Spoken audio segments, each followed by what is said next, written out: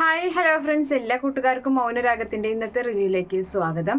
അങ്ങനെ നമ്മുടെ രാഹുലിനോട് വക്കീല് ചോദിക്കുകയാണ്, നിങ്ങൾ അവിടെ എന്തിനാണ് പോയത്, അവിടെ ചെന്നപ്പോൾ അവിടെ ആരെങ്കിലും ഉണ്ടായിരുന്നോ എന്ന് ചോദിക്കുകയാണ്. അപ്പൊ രാഹുൽ ആ സമയത്ത് ഉണ്ടായിരുന്നു, എൻ്റെ പെങ്ങൾ ഉണ്ടായിരുന്നു എന്ന് മറുപടി പറയുകയാണ്. അങ്ങനെ അതിനുശേഷം എന്നിട്ടാണോ നിങ്ങളപ്പോ പുറകിലത്തെ പൂട്ട് പൊളിച്ച് വീടിന്റെ പുറകിലത്തെ പൂട്ട് പൊളിച്ച് അകത്തേക്ക് കയറിയത്, അതിനാണോ എന്നിങ്ങനെ ചോദിക്കുകയാണ്. ഞാൻ അങ്ങനെയൊന്നല്ല കയറിയത് എന്നിങ്ങനെ രാഹുൽ മറുപടി പറയുന്നുണ്ട്. അപ്പൊ ആ സമയത്ത് നമ്മുടെ വക്കീല് ജഡ്ജിയോട് പറയാണ്, യുവർ ഓണർ, ഇയാള് ബാക്കിലൂടെ വീടിന്റെ ബാക്കിലത്തെ ഡോറ് പൊളിച്ചിട്ടാണ് ഇയാൾ അങ്ങോട്ട് കയറിയത്. ആ ഒരു ദൃശ്യങ്ങൾ അവിടെ ഹാജരാക്കിയിട്ടുണ്ട് എന്ന് പറയാണ്. അങ്ങനെ ആ സമയത്ത് വക്കീല് ചോദിക്കുന്നുണ്ട്, അതെ, ഇപ്പോൾ സാധാരണ എല്ലാ വീടുകളിലും ക്യാമറകളൊക്കെ ഉണ്ടായിരിക്കും, ഇല്ലെങ്കിൽ തൊട്ടടുത്ത വീട്ടിലെങ്കിലും ഉണ്ടാവും, അതുമല്ലെങ്കിൽ ആ പരിസരത്തുണ്ടാകും. ഇതൊന്നും അറിയാതെയാണോ താങ്കൾ ഇത്രയും വലിയ നുണകൾ ഈ കോടതിയിൽ നിന്ന് വിളിച്ചു പറയുന്നത് എന്ന് ചോദിക്കണ കേൾക്കുമ്പോൾ രാഹുൽ ഒന്ന് നിന്ന് വിയർക്കുകയാണ്. അങ്ങനെ അതിനുശേഷം ചോദിക്കുന്നുണ്ട്, എന്തായാലും നിങ്ങൾ പറഞ്ഞത്, ഇത്രയും നുണകൾ നിങ്ങൾ പറഞ്ഞതുകൊണ്ട് തന്നെ എനിക്ക് എൻ്റെ കക്ഷിയായിട്ടുള്ള രൂപയെ ഒന്ന്, ഇയാളുടെ പെങ്ങളായ രൂപയെ ഒന്ന് വിസ്തരിച്ചാൽ കൊള്ളാമെന്നുണ്ട് എന്നിങ്ങനെ പറയുമ്പോൾ യെസ് പ്രൊസീഡ് എന്ന് നമ്മുടെ ജഡ്ജി അങ്ങനെ പറയുകയാണ്. അങ്ങനെ ഇപ്പുറത്തെ കൂട്ടിലായിട്ട് രൂപ വന്ന് അങ്ങനെ നിൽക്കുകയാണ്. അങ്ങനെ രൂപയോട് ചോദിക്കുന്നുണ്ട്, അതെ, ഇത് നിങ്ങളുടെ സഹോദരനല്ലേ? അപ്പോൾ അതെ എന്ന് പറയുകയാണ്. ഈ സഹോദരനെ നിങ്ങൾ ഒരുപാട് വർക്കൊക്കെ ചെയ്യിച്ചതിന് ശേഷം നിങ്ങൾ ഇയാളെ ഒരു പൈസ പോലും കൊടുക്കാതെ ഇയാളെ കുടുംബത്തിനെയും വീട്ടിൽ നിന്നും കമ്പനിയിൽ നിന്നും ഇറക്കി വിട്ടെന്നാണ് ഇയാൾ ഇവിടെ പറഞ്ഞത് എന്ന് പറയുമ്പോഴും, ഇറക്കി വിട്ടു എന്നുള്ളത് സത്യം തന്നെയാണ്, പക്ഷെ അതിന് തക്കതായ കാരണമുണ്ട്. ഞാനും എൻ്റെ ഭർത്താവും ഈ സംരംഭം തുടങ്ങിയത് എൻ്റെ ഭർത്താവ് ചന്ദ്രേട്ടൻ്റെ തലയിൽ ഉദിച്ച ഒരു ബുദ്ധി തന്നെയാണ്. അങ്ങനെ അദ്ദേഹമാണ് ഇതിൻ്റെ പിന്നിൽ പ്രവർത്തിച്ചതൊക്കെ. പിന്നീടാണ് ഞാനും എൻ്റെ ഭർത്താവും തമ്മിൽ തെറ്റിപ്പിരിഞ്ഞതും അതിനുശേഷമാണ് ഇയാൾ ആ കമ്പനി കൊണ്ടുപോയതും. അപ്പോൾ അതുകൊണ്ടാണ് അയാൾ അങ്ങനെ പറയുന്നത് എന്ന് രൂപ പറയുകയാണ്. ആ സമയത്ത് നിങ്ങളുടെ കമ്പനിക്ക് സരയു കൺസ്ട്രക്ഷൻ എന്നല്ലേ പേരിട്ടിരിക്കുന്നത്? അതെ, അങ്ങനെ തന്നെയാണ്. അപ്പൊ നിങ്ങൾക്ക് 2 മക്കളുണ്ടായിരുന്നില്ലേ, അവരുടെ പേരെന്താ ഇടാഞ്ഞത് എന്ന് വക്കീൽ വീണ്ടും ചോദിക്കുകയാണ്. അപ്പൊ സമയത്ത് രൂപ പറയുന്നുണ്ട്, ഞാൻ പറഞ്ഞില്ലേ, എനിക്ക് ഏറ്റവും പ്രിയപ്പെട്ട എൻ്റെ സഹോദരനും അവരുടെ മകളുമായിരുന്നു. മകളെ എനിക്ക് ഒരുപാട് ഇഷ്ടമായിരുന്നു, അതുകൊണ്ടാണ് അവളുടെ പേര് ഞാൻ ആ കമ്പനിക്ക് ഇട്ടത് എന്ന് പറയുന്നുണ്ട്. പിന്നെ ഇത്രയും സ്നേഹിക്കുന്ന സഹോദരനെ പിന്നെ നിങ്ങൾ എന്തിനാണ് നിങ്ങളുടെ വീട്ടിൽ നിന്നും കമ്പനിയിൽ നിന്നൊക്കെ പുറത്താക്കിയത് എന്ന് അടുത്ത ചോദ്യം വക്കീലിന്റെ. അപ്പോൾ രൂപ പറയുകയാണ്, അതെന്താണെന്ന് പറഞ്ഞു കഴിഞ്ഞാൽ കോടതിക്ക് ബോധ്യപ്പെടും എന്താണ് ഇതിന്റെ പിന്നിലുണ്ടായ ചതിയെന്ന്. അതായത് ഇയാള് ഒരു സ്ത്രീയുമായിട്ട്, അതായത് താര എന്ന് പറയുന്ന സംസാരിക്കാൻ പോലും കഴിവില്ലാത്ത ആ സ്ത്രീയുമായി ഇയാൾക്ക് ബന്ധമുണ്ടായിരുന്നു. ആ ബന്ധം വളർന്ന് അത് തെറ്റായ രീതിയിൽ വളർന്നപ്പോൾ അവളുടെ വയറ്റിലൊരു കുഞ്ഞും ഉണ്ടായി. അങ്ങനെ അതിൽ നിന്ന് രക്ഷപ്പെടാൻ വേണ്ടിയിട്ട് എൻ്റെ ഭർത്താവിൻ്റെ തലയിൽ കുറ്റം ചാർത്തി എന്നെ കുറെ തെളിവുകളോടുകൂടി, കള്ളത്തെളിവുകളോടുകൂടി എന്നെ വിശ്വസിപ്പിക്കുകയും ചെയ്തു. അങ്ങനെ എൻ്റെ ഭർത്താവിനെ ഞാൻ തെറ്റിദ്ധരിക്കുകയും, ഞാൻ ജീവന തുല്യം എൻ്റെ ഭർത്താവിനെ ഞാൻ സ്നേഹിച്ചിരുന്നു, പക്ഷേ ചതിച്ചു എന്ന് മനസ്സിലാക്കിയപ്പോൾ എൻ്റെ വീട്ടിൽ നിന്ന് ഞാൻ അയാളെ അദ്ദേഹത്തെ ഇറക്കി വിടുകയാണ് ചെയ്തത്. 25 വർഷങ്ങൾക്ക് ശേഷമാണ് പിന്നീട് ഞങ്ങൾ ഒന്നിക്കുന്നത്. എൻ്റെ മക്കളെയും ഞാൻ അദ്ദേഹത്തെ വെറുക്കാനാണ് പഠിപ്പിച്ചത്. അങ്ങനെയൊക്കെ പറയുന്നുണ്ട്.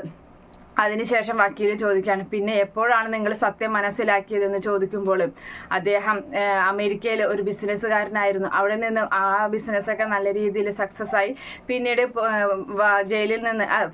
പിന്നീട് നാട്ടിലോട്ട് വന്നപ്പോൾ എൻ്റെ മക്കളോടാണ് കാര്യങ്ങളൊക്കെ പറഞ്ഞ് മനസ്സിലാക്കിയത്. പിന്നീടാണ് സത്യങ്ങൾ ഓരോന്നായി ഞാൻ മനസ്സിലാക്കിയത് എന്നിങ്ങനെ രൂപ പറയുന്നുണ്ട്. അപ്പൊ ആ സമയത്ത് നമ്മുടെ രൂപയോട് അവിടെ ചെന്നിരുന്നോളാനും അതുപോലെ തന്നെ താരയെ വിസ്തരിച്ചാൽ കൊള്ളാമെന്നും പറയുന്നുണ്ട്. അങ്ങനെ താരയ്ക്ക് സംസാരിക്കാൻ കഴിവില്ലാത്തതാണ്. അതുകൊണ്ട് തന്നെ ഈ അടുത്തയിടെ സംസാരശേഷി കിട്ടിയ കല്യാണി എന്ന് പറയുന്ന പെൺകുട്ടിയെ ഇത് ട്രാൻസ്ലേറ്റ് ചെയ്യാൻ കൂടി വിളിക്കുകയാണ് എന്ന് വക്കീല് പറയുമ്പോൾ ശരി എന്ന് ജഡ്ജി പറയുന്നുണ്ട്. അങ്ങനെ നമ്മുടെ കല്യാണിയും താരയും കൂടി വന്ന് നിൽക്കുകയാണ്. അപ്പോൾ താര സംസാരിക്കുന്നതിന് മുമ്പ് തന്നെ കല്യാണി കാര്യങ്ങളൊക്കെ പറഞ്ഞു തുടങ്ങി.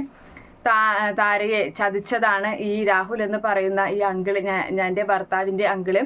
അതുപോലെ തന്നെ അവർക്ക് ആകെ ഒരേ ഒരു മകളുള്ളൂ, അതാണ് സരയും.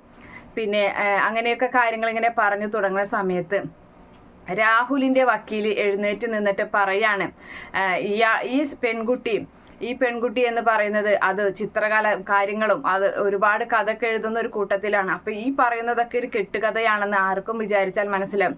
അതുകൊണ്ടല്ലേ ആ സംസാരിക്കാൻ കഴിയില്ലാത്ത സ്ത്രീയെ സംസാരിക്കാൻ പോലും വിടാതെ ഇവരിങ്ങനെ ഓരോന്ന് പറഞ്ഞുകൊണ്ടിരിക്കുന്നത് എന്ന് കല്യാണിക്ക് നേരെ രാഹുലിന്റെ വക്കീൽ എഴുന്നേറ്റ് നിന്ന് പറയുകയാണ്.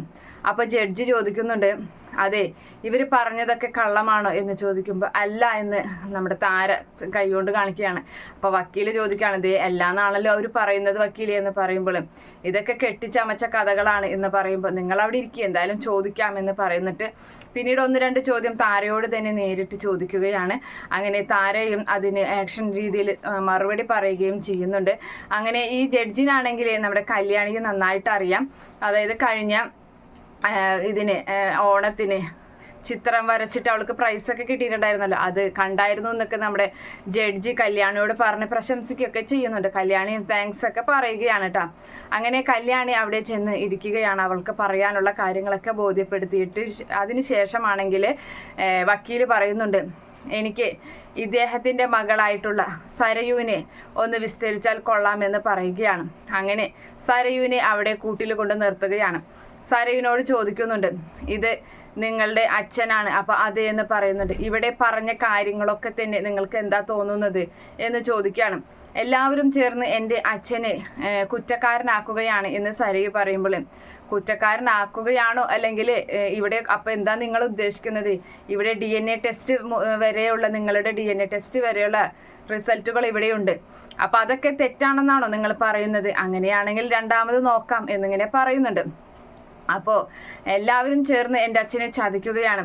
അപ്പോൾ നിങ്ങളുടെ അമ്മയെ ചതിച്ചതല്ലേ, ചതിച്ചുണ്ടായ പെൺകുട്ടിയെ അവിടെ കൊണ്ട് കിടത്തിയതല്ലേ എന്ന് ചോദിക്കുന്നുണ്ട് സരയുവിനോട്. അപ്പൊ സരയുവിന്റെ കണ്ണൊക്കെ ഒന്ന് നിറഞ്ഞ് സരയുവിന് ദേഷ്യം സഹിക്കാൻ പറ്റുന്നില്ല.